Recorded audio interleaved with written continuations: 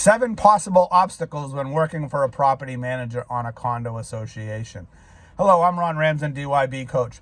I've worked for many of property managers. I can't even count how many condominium associations I've worked for over the years. And I wanted to share some of the obstacles I wish I knew when I first started.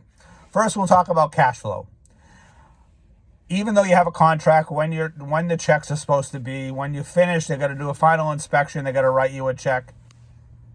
It does matter because it's in writing, but they don't always follow the rules. And it's hard to push somebody when they owe you a check of $50,000 for your final payment. And you got to understand, you might be finished the job on a Thursday. Property manager has been in and out anyway, so he kind of gave you some pointers of what maybe needed to be fixed. The board on the association have been walking around. They're going to meet whenever their meeting is. They have a board meeting. They're going to approve the final check, and they're going to tell the property manager to write it. The property manager might not be writing it the next day. They might be doing a check run on Thursday. This is a Monday night association meeting. And on Friday, your check may be ready. Maybe they're going to drop it in the mail.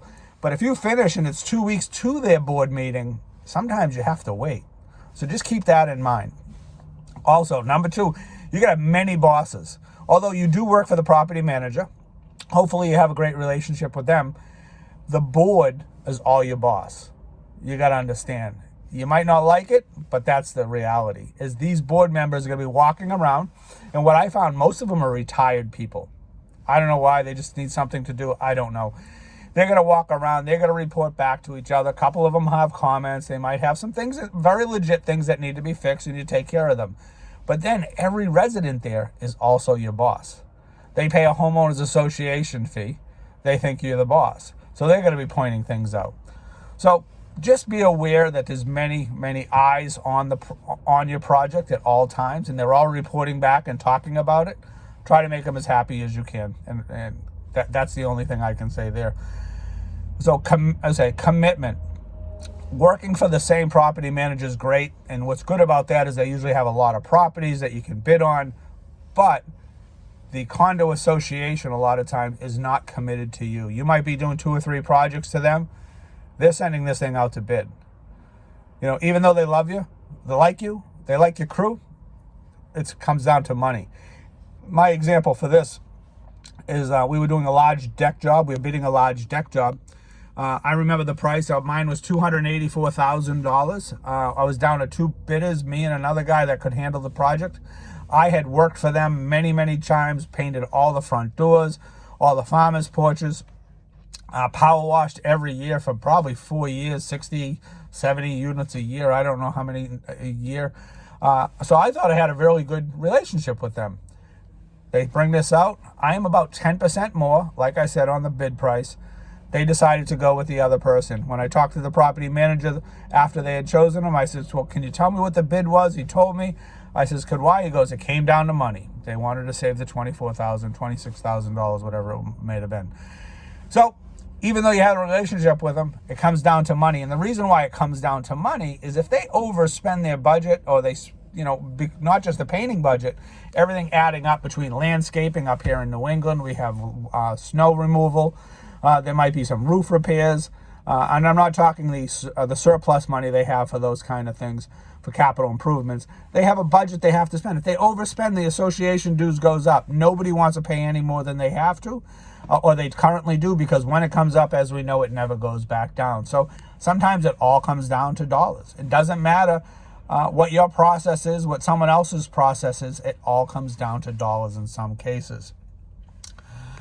So waiting commitments, cash flows, we talked about that, waiting for money.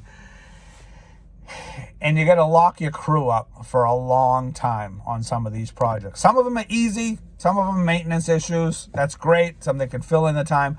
But if you're painting an outside of a 200-unit condo complex, and for us up here in New England, as I'm speaking, it's townhouses, garden style, maybe the 4-story buildings that have 80 units in them. We didn't do any skyscraper type 10-story. We didn't do any of that. None of the guys were on ropes or anything like that. So I'm more to the 3-story and lower townhouse style condominiums. Those are very popular up here where we are. when you're painting 200 units, 40 units of these, whatever it may be, and you might say, this is going to take me 3 weeks with a crew, or 2 months with a crew, and then the weather kicks in, this project could actually end up taking much, much longer. And the cash flow at that point gets stretched out. And what I find is they're not very happy about writing checks, intermittent checks in between, because that's not in the contract. So that's something to make sure you have plenty of cash in the bank and you can handle the payroll and the waiting for the checks for something like this. Well, I hope some of these have helped you, make you think about before you go out and start your next or bid on your next property management condo project. I know it was a learning curve for us. I would love to help if I can, if you have any questions. And one last thing I just thought about. Power washing. No one ever told me this. So we generally don't bring in our own water when we power wash. So we get all ready to power wash for the first time ever in one of the condo complex, and they said, you can't use our water. But on the contract said we were going to use their water, but everybody's water is metered differently in every condo. Each resident pays for their own water. Well, you can't use 1C's water and 1D because they don't want their water to wash the neighbor. So it was the way we figured this out is we'd actually go to one of the people in the unit and say, can we pay your water bill for the quarter or the month or whatever it was. So that was just the last minute thought I had. I just wanted to share that before we take off. So anyways, I'm Ron Ramsden, DYB coach. Love to help you out. Please leave a message here. Any questions you have, reach out to me. Have a good day and happy painting. Take care.